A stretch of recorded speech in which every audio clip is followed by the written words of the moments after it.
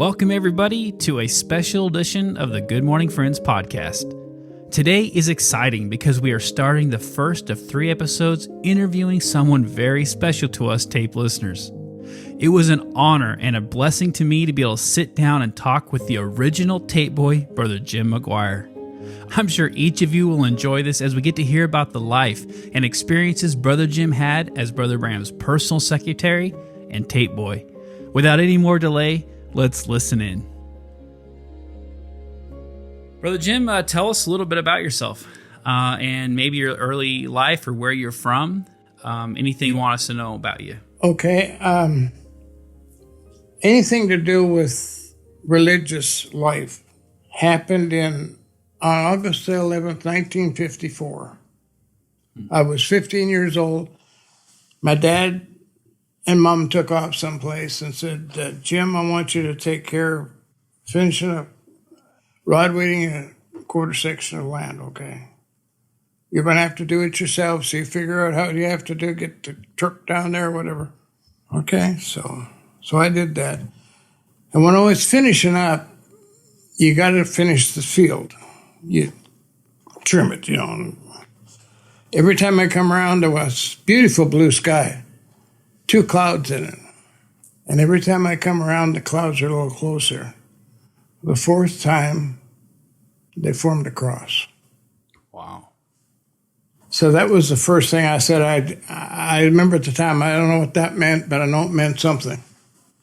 When it came to the next year of school for wartime, they weren't going to hire a teacher unless nobody wanted to go to Elrose. That was the next higher up, and I didn't want to go to Elrose. Elrose, is that a city? Is that a town? Or 800 people. 800. City for us.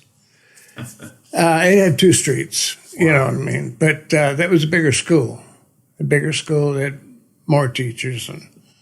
And then one of the days, I'm going to say October, November, the Houghton bus came in an hour and a half late.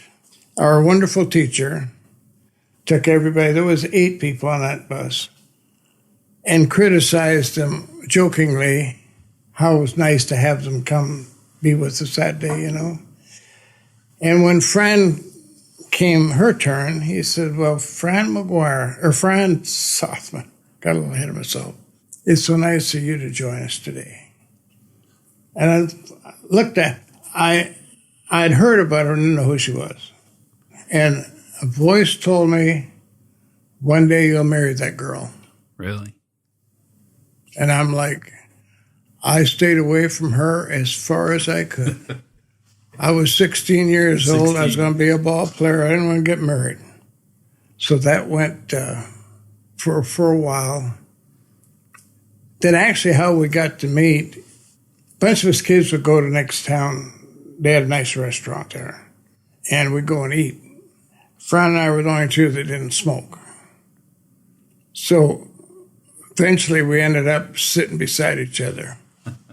I'm as nervous, you can't understand. Little farm boy. I said, hi. And she said, hi. Can I ask you a question? She said, yeah. So where do you go when you're not in school? She says, do you believe in faith healing? I said, yes, I do. Did you ever hear of William Branham? I said, no, I never did. So that's where we go, Brother Branham's meetings. So back when you were 16 in high school, and Sister Fran, which eventually you married, she was the one that first told you about Brother Branham. Wow. First one. But they've always told me, don't ever get around Fran. Her old man's a religious nut. It's exactly what they told me. So the first time I heard Brother Branham talk was the fall of 55. This is Fran. She said, I'm having the folks, they were at a meeting somewhere. We got some tapes in from Leo and Jean, and I want to have all you kids come out. Oh, this is a school, probably 25 people in the room, I guess, just before class started. I want every you guys come out and listen to what you keep asking me, where do I go? What do I do? I want you to hear it. So there was probably 15 of them. And she come around and says, I want you there too. Wow. Okay. We were friends. We weren't dating then, I don't think. We were shortly after. And she played a tape. And you got to understand, I was at the farthest corner of the house for the first half of the tape. When they flipped the tape over, I was sitting beside the recorder. Wow. And she said, what do you think of that? I said, I've never heard anybody speak like that. About how much longer from that point did you meet Brother Branham? Like how many more? This is 55. So 55. I went to Saskatoon in 57. That's the first meeting I was at. Okay. And we went in on the weekend. And I remember if we were there, I could show you the spot on the highway where she said it. She says, now, you know, and this is her words, you're going to see Melchizedek tonight. Really? And as soon as she said that, and this is honest truth, the car started heating. So I pulled off the road. It was her car. I was driving it.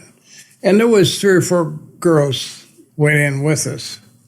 So I pulled off the road, and whoever had checked the car had never sealed the cap. So, you know, if it's not sealed, it's just good for nothing. And fixed that up, and then we went on in. The first night, we're kids.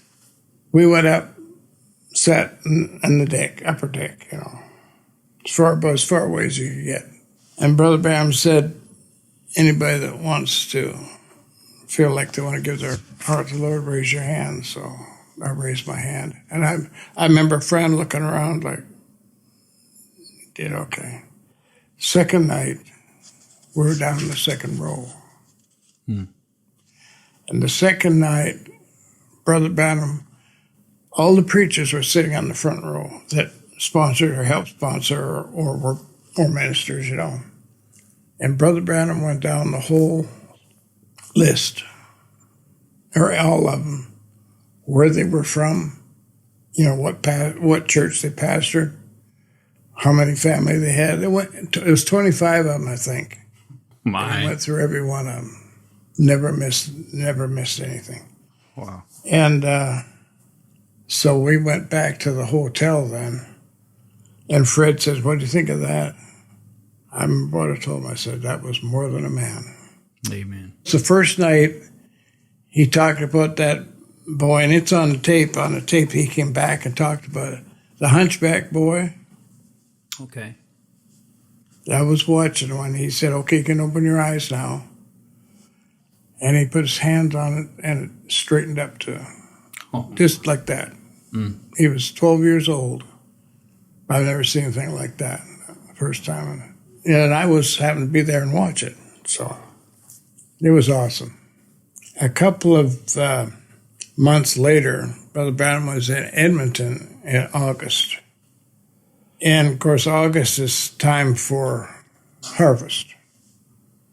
So Fran called me that morning. He says, I'm going up to Edmonton for the weekend. And do you want to go? I said, yeah, I think I can. Here's what happened the night before. It showered just enough that we couldn't do anything till Monday. Because they were harvest. You can't do it when it's wet. You can't. Right. Just enough. So I went down. I said, Dad, I think I'm going to go to Edmonton with Fran and the boys. He said, okay, we can't do anything here anyway, so we'll just go. So we went and knew where the hotel was where they were staying. So we pulled in there, walked in, and ran right into Fred and Brother Branham. So that was the first time meeting him then? First time I met him. And here's the thing. We, Canadians, yeah, you get far away as you can't shake hands, you know what I'm saying? Brother Branham said, Maguire, that's as Irish as Paddy's pig. And he gave me a big hug. Well, you know, we're not used to that stuff. It was pretty funny. But we did get to eat with him probably 3 times on that weekend. Wow. And he asked a lot of questions. He kind of, he was looking for something. That's what I'm looking back, like he recruited me. Why in the world would he recruit me? So that was all of that. Then I went to university in starting at 57 or 58. And we shut down the university in January because it's so cold and snow and everything. Back then, it snowed every year, 8 or 10 feet. So a friend called me and says, we're going to Chicago meetings. Do you want to go? Yeah, I got nothing to do. There's nothing going on at the university. So we went down there to those meetings and got to eat with Brother Branham probably 5 or 6 or 7 times.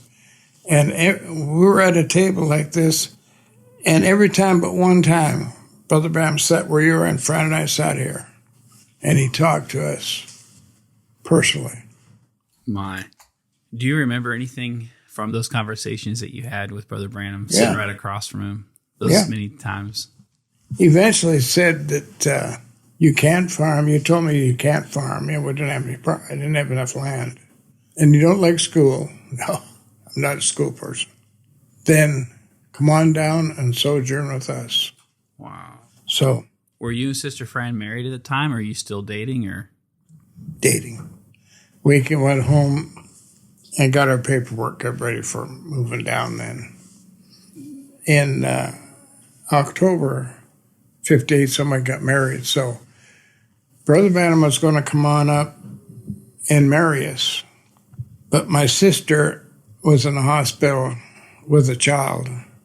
And they were trying to induce it, and they didn't. We kept bouncing back and forth, so we ended up, the only weekend that was open was the 11th. So anyways, he said, tell the kids to come down, and I'll see them. If they want to come down their honeymoon, I'll see them down to Jeff. So, because he had already had meetings set up. And he said, I can't do that. So we came down on our honeymoon. Brother Branham talked to us for probably 2 hours, and he said, let's see, you are married in the United Church. I said, yeah. Father, Son, Holy Ghost, yeah. Let's remarry you the proper way. And he did. He married us again. And he said, well, you kids have a good time. I want to ask you one more thing. Okay, sure. Of course, you're going to say no. I'll have to think about this. In the spring, I want you to go to Fort St. John, British Columbia, buy a ranch, and raise your children there. This is after 10 times getting us to move down. This is what he said. When we went up there in the spring, and looked around, finally ended up going to a real estate person.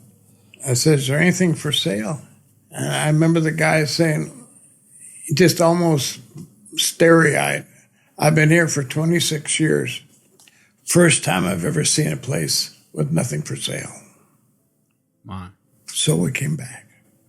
So Brother Bam asked us when we came down, he said, how'd the trip go to Fort St. John? I said, good. Nothing for sale. Oh, okay. That's all he said. But we did it. We went. You obeyed. Yeah, you went and you did exactly what he asked you to do. So anyway, that's up until we moved down.